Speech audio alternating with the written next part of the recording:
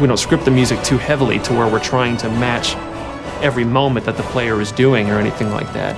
And it has a weird way of justifying itself to you. You feel like this big sweeping score as I'm rounding this bend and seeing this mountainous valley view is playing for you.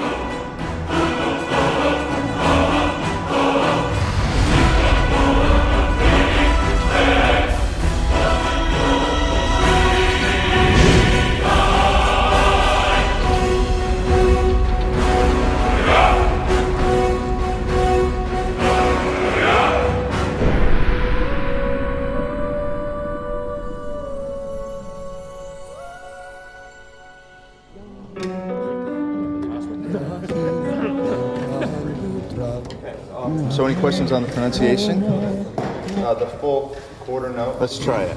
5, 6. I had this idea that the music for Skyrim would be the Elder Scrolls theme, but sung by a barbarian choir.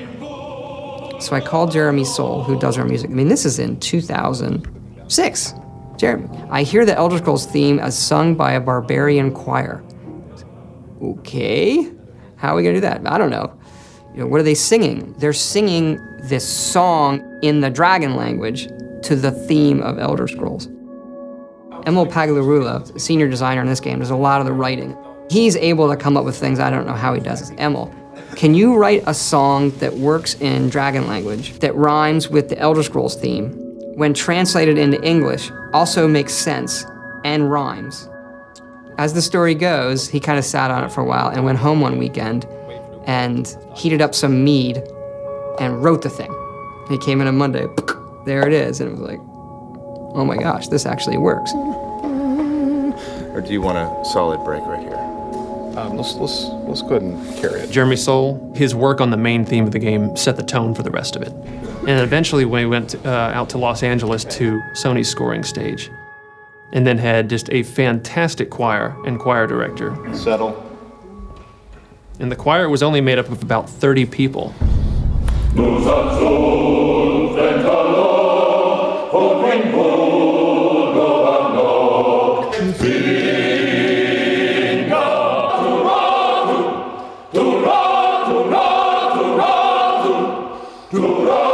And what they would do is just do 3 passes on each verse of the song. Now you've got the sound of 90 people singing this thing in this massive hall.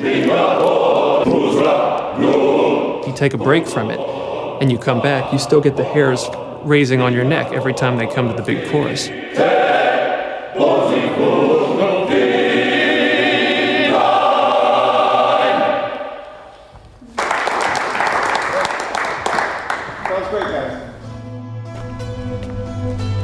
We send you to plant some phony evidence in the Mark's house and then tip off the town guard. The rest takes care of itself. Sound like you can handle it? I think the best NPCs, you can tell a lot about them from the voiceover. But I still hear the call of the blood. We all do. It is our burden to bear.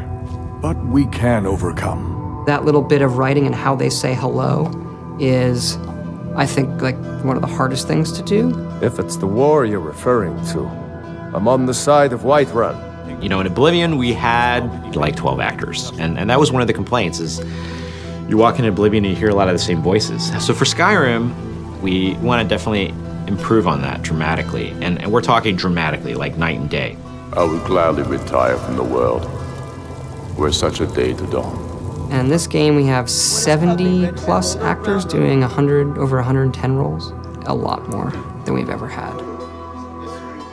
You know, it was for about 4 to 5 weeks, 3 voice studios working simultaneously.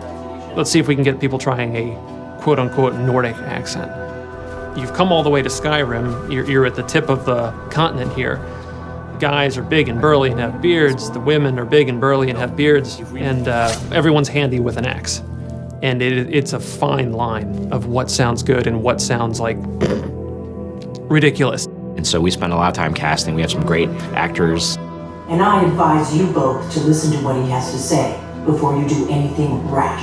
That's one, Joan. Really cool. Some of the more specific names joining us on the project: Christopher Plummer, Max von Sydow, Joan Allen.